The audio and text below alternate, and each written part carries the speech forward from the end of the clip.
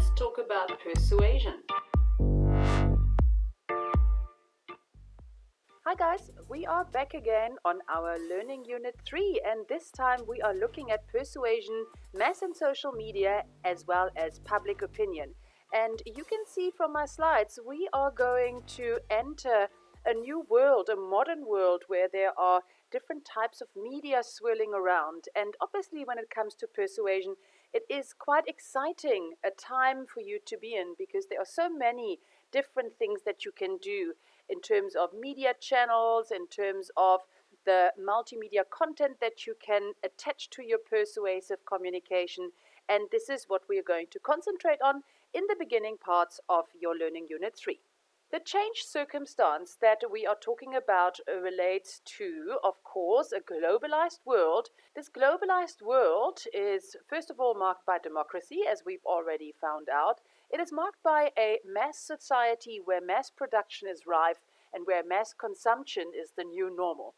And in order for this society to exist, of course, we need to have cutting edge technology as well as modern day transport. How, for example, would you move people and financial transactions across the world if you didn't have that kind of modern technology around? Also, our modern day society is marked by mass communication systems, which are now digital, not just analog anymore. We're not broadcasting much anymore. Everything is moving toward a digital platform, and this holds exciting opportunities for us. It is actually quite interesting that in today's society, we find very fractured audiences.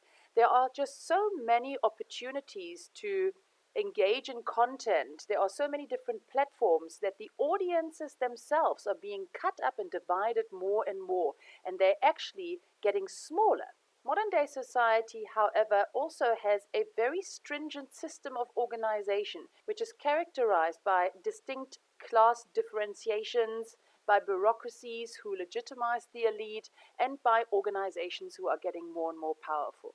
So even though the triptych between communicators, media, and messages does remain the same, we are now playing with this idea where the media obviously are being changed up, where recipients are being redefined and are being researched, and where communicators become, for example, these huge conglomerate organizations that are sending out mass communication to you. Talking about the changed circumstance, when we're looking at modern day society, we obviously know that there are a lot of people in the mix who can now become communicators. For example, you can post an Insta picture, you can share your dance moves on TikTok, and so many other platforms. You already know that mass communication or communicators nowadays can be organizations as well as individuals like you and I. Also, in today's world, we have the capacity to make better sense of information. And all the information that you have about consumers or persuadees can now be made sense of thanks to clever algorithms and computer systems that have the capacity to amalgamate loads of information and loads of data into expressive findings. The most exciting part of modern day society and the changed circumstance is the fact that we have traditional media as well as social media. I've alluded to it a little bit already when I said that these audiences are breaking up and are divided into smaller audiences because there are so many digital media and so many different platforms around. The traditional mass media, however, are your radios, your TVs, your billboards.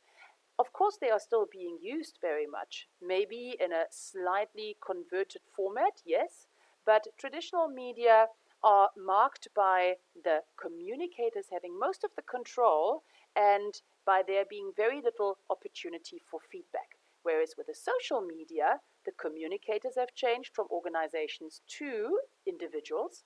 The messages are not as prepared as they used to be under traditional media, and definitely the audience has a bit of control when it comes to the communication process. Not only can you give feedback now through the actual same media, just think of Facebook, you can also control the messages and make your own messages or supplement the messages. Just think of portals like Wikipedia, where you and other public members can offer their contributions, and these contributions can be seen by everybody else. So certainly exciting times that we're living in. And in order to come to terms with these exciting times, we of course need to understand a little bit more about these media. So the next podcast is all about how media affect the audiences. And there are some traditional mass media effects theories as well as some new ones. Enjoy! That's it for today. Keep on learning.